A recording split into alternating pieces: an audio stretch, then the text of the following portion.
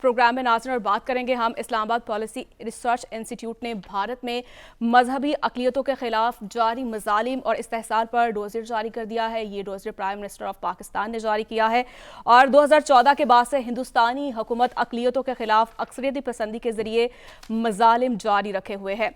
इम्तियाजी कवानीन और मीडिया पर जारी मुहिम ने अक़लियतों के इंसानी हकूक़ पामाल होने में कलीदी किरदार अदा किया है और भारत में मुसलमानों के खिलाफ नस्ल कुशी की जा रही है और साथ ही साथ 2021 में मुसलमानों, ईसाइयों और सिखों के खिलाफ नफरत अंगेज जराइम के 294 वाक़यात रिपोर्ट हुए हैं और जिसमें सैकड़ों गिरजाघरों को भी जलाया गया है, जिसमें मसाजिद भी शामिल हैं जिन पर हमले किए गए और भारत में अब तक 1600 से ज़ायद मसाजिद को मीडिया मुहिम का निशाना बनाया गया है। इसी पर हम राय जानेंगे। साबिक मुशीर अक़वाम मुत्तहिदा डॉक्टर फ़तिउद्दीन हमारे साथ मौजूद हैं। बहुत शुक्रिया डॉक्टर साहब आपके वक्त का। जिस तरह से बीजेपी की हुकूमत में हिंदुत्व की सोच इस तरह से परवान चढ़ रही है और हिंदुस्तान में ना सिर्फ मुसलमान, ईसाई बल्कि जो निचली सतह के हिंदू हैं वो भी अब महफूज नहीं है। पाकिस्तान ने तो डोज़र जारी कर दिया है। अब आप क्या देखते हैं आलमी सतह पर जो आलमी बरादरी है वो क्यों खामोश तमाशाई बनी हुई है? बहुत शुक्रिया। जहाँ पर आप इंडिया की बात कर रहे हैं कि अक़लियतों के साथ या दीगर अपने मुखालिफिन के साथ वो जो कुछ कर रहे हैं उसकी मैं आपको कुछ एग्जांपल्स आपके साथ शेयर करना चाहूँगा। एक रुपेश कुमार सहाफ़ी हैं जिनको 2 साल से इंडिया ने सिर्फ इस वजह से जेल में डाले रखा या कि उन्होंने आदिवासी कम्युनिटीज़ के हक़ में आवाज़ उठाई।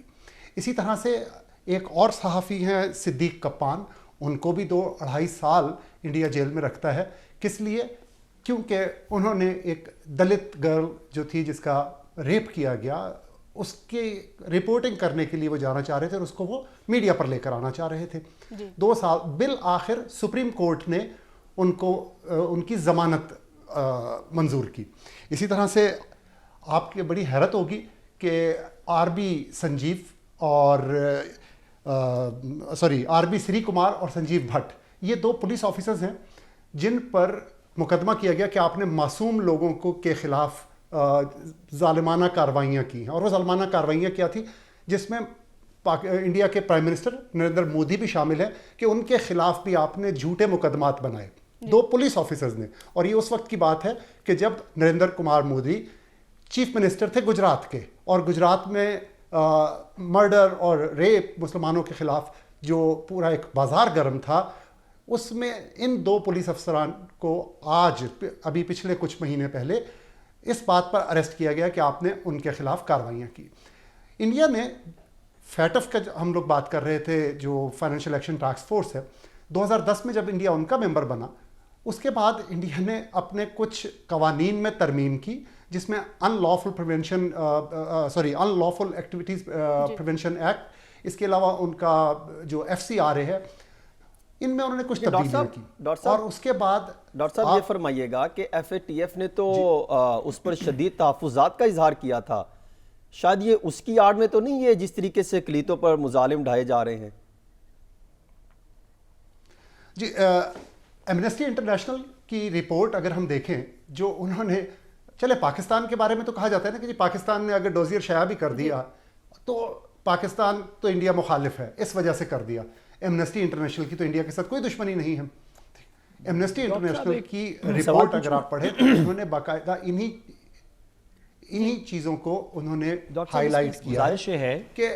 गुजारिश है कि अब इसके अंदर तो तकरीबन कोई 2 राय नहीं रह गई तमाम सिविलाइज सोसाइटीज़ के अंदर कि जिस तरह की बर्बरियत भारत अपनी अक़लियतों पे इवन हिंदुओं के ऊपर जो निचली कास्ट के हैं भारत में कर रहा है, इसकी शायद अगर कोई मिसाल ढूंढनी हो तो फ़लस्तीन के ऊपर मज़ालिम जो इसराइल कर रहा है उसकी मिसाल होगी। ये बात तो चलें तस्लीम शुदा है और इसके ऊपर आपने जो फैक्ट्स प्रेजेंट किए वो इसको वो करते हैं।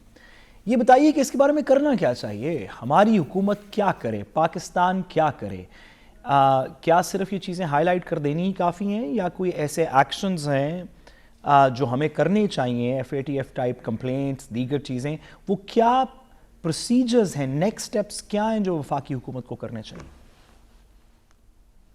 साथ साहब बहुत वैलिड आपका सवाल है कि यहाँ पर बैठे हुए हम न कारखाने में तूती की आवाज़ कौन सुनता है।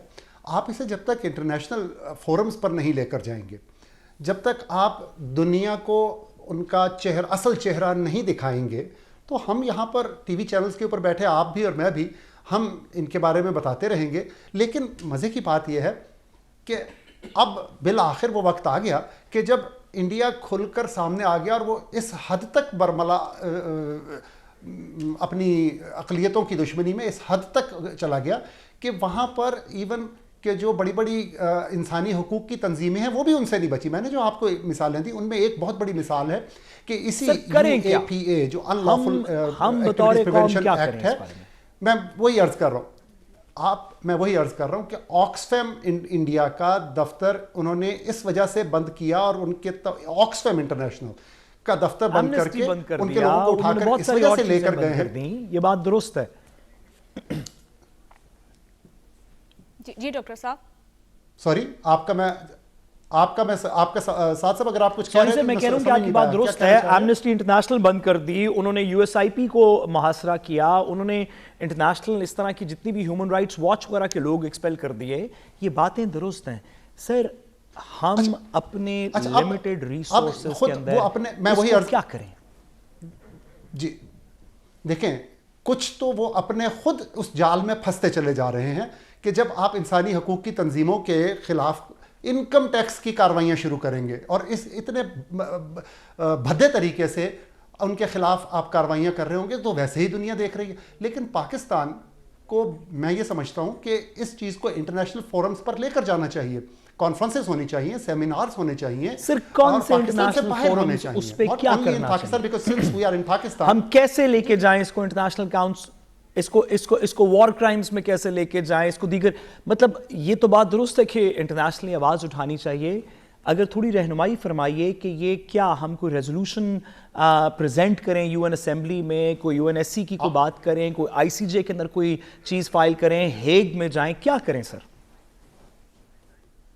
देखिए, ये सारे तो ऑफिशियल चैनल्स हैं, दुनिया सुनती है जो आप बताएंगे उसे दुनिया सुन रही है। मैंने जो पहले आपको टू द पॉइंट बताया कि आप जाके जिनेवा में, आप जाएं फ्रांस में पेरिस में जहाँ पे FATF का दफ्तर है, वहाँ पे आप कॉन्फ्रेंसेस करें, वहाँ पे आप सेमिनार्स करें, वहाँ के मीडिया को बुलाएं, वहाँ के मीडिया को दिखाएं कि ये हम सिर्फ नहीं कह रहे, ये दुनिया की इंसानी हकूक़ की तंजीमें ये बात कर रही हैं। तो जब तक हम ये नहीं करेंगे, हम इंटरनेशनल मीडिया को, क्योंकि देखें आप इंटरनेशनल कोर्ट ऑफ जस्टिस में चले जाएं, आप यूनाइटेड नेशंस में चले जाएं, वहाँ पर और आपके बहुत सारे केसेस चल रहे हैं, लगे हुए हैं वो, और बिल्कुल जैसे आप ये कह रहे हैं कि हमें इंटरनेशनल जो मीडिया उसे कॉल करनी चाहिए, जैसा कि इसराइल जिस तरह से वो गजा पर मजालिम ढा रहा है, आवाज़ उठाई जा रही है, क्या इक़दामात हो रहे हैं?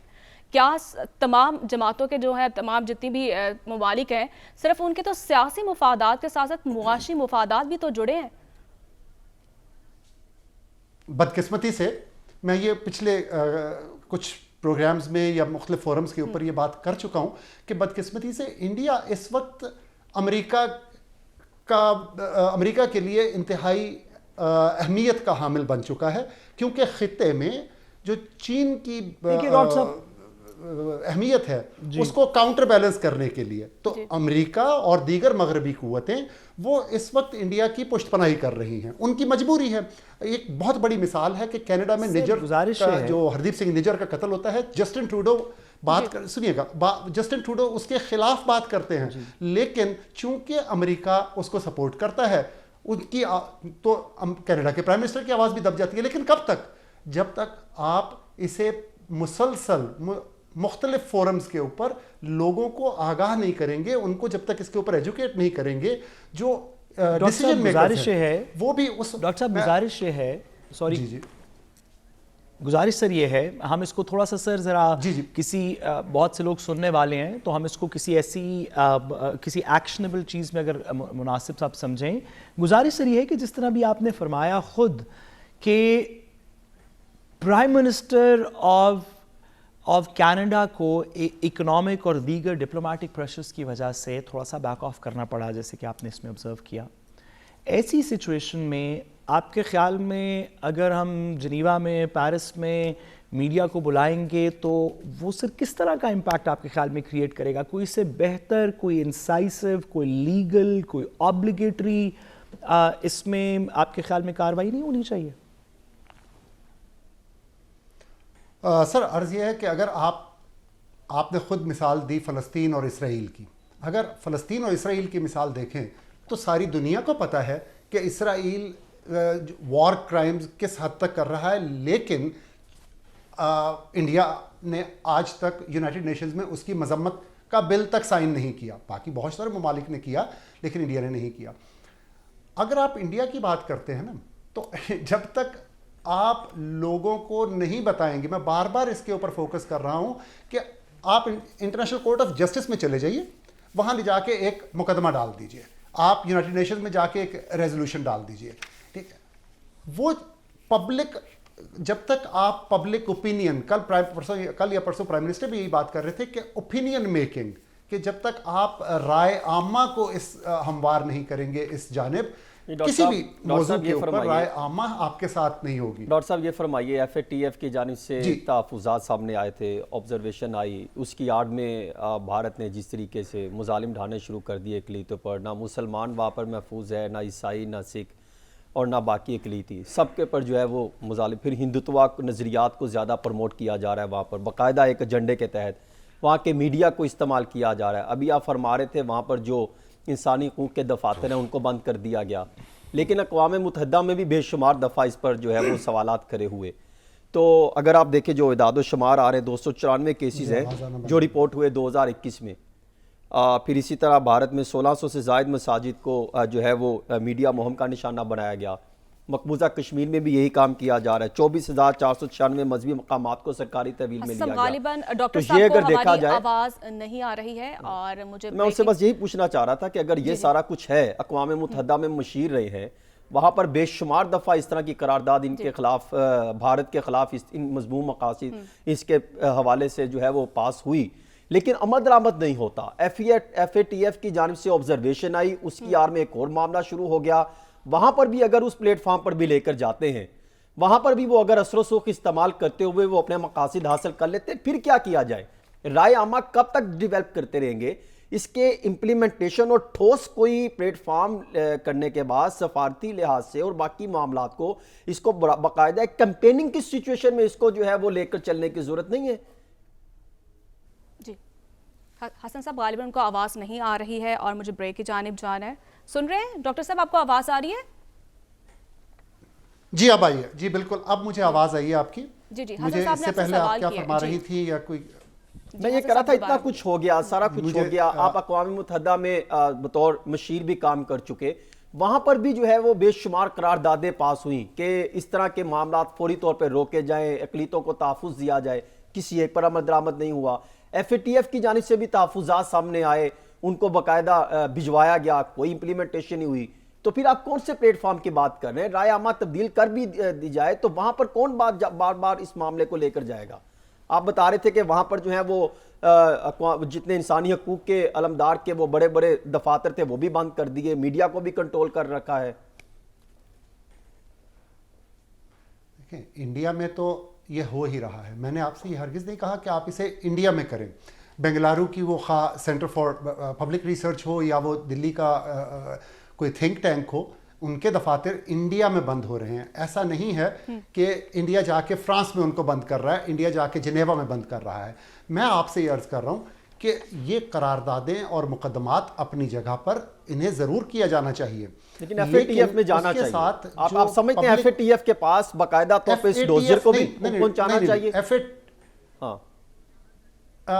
ٹی ایف کے پاس ان کے پاس کوئی ایسا چینل نہیں ہے میرے علم کے مطابق، اگر ہے تو میں نہیں جانتا، لیکن ایف اے ٹی ایف ایسی کوئی ڈوزیئرز ریسیو آفیشلی نہیں کرتا. ہاں میں نے اسی لیے پہلے کہا تھا کہ ایف اے ٹی ایف کا ہیڈ کوارٹرز ہے پیرس میں، فرانس میں. تو ان کے جہاں پر جس جگہ پر جو یورینیم سمگلنگ کی بات تھی، ہم نے ایف اے ٹی ایف میں ریز نہیں کی تھی انڈیا کی. جب وہ یورینیم سمگلنگ پکڑی گئی تھی تو ایف اے ٹی ایف میں پاکستان نے اس کو ریز کیا تھا، جس طرح جو مجھے یاد پڑتا. جی FATF نے صرف ایک یورینیم نہیں بلکہ بہت سارے آبزرویشنز تھیں جس میں ریئل اسٹیٹ ہے، جس میں پریشس سٹونز ہیں، جس میں کرپٹو کرنسی ایک بہت بڑا ایلیمنٹ ہے. اس کے علاوہ بھی دیگر کوئی 40+ ان کی آبزرویشنز ہیں اور 9 اسپیشل ریکمنڈیشنز ہیں جن کے اوپر انڈیا کو انہوں نے آج سے نہیں بلکہ سن 2010 سے وہ نہ صرف ان کو متنبع کرتے آ رہے ہیں بلکہ ان سے یہ کہہ رہے ہیں کہ ہمیں وزٹ دیا. جی ڈاکٹر صاحب بہت شکریہ آپ کا. سابق مشیر اقوام متحدہ ڈاکٹر فتح الدین ہمارے ساتھ موجود تھے.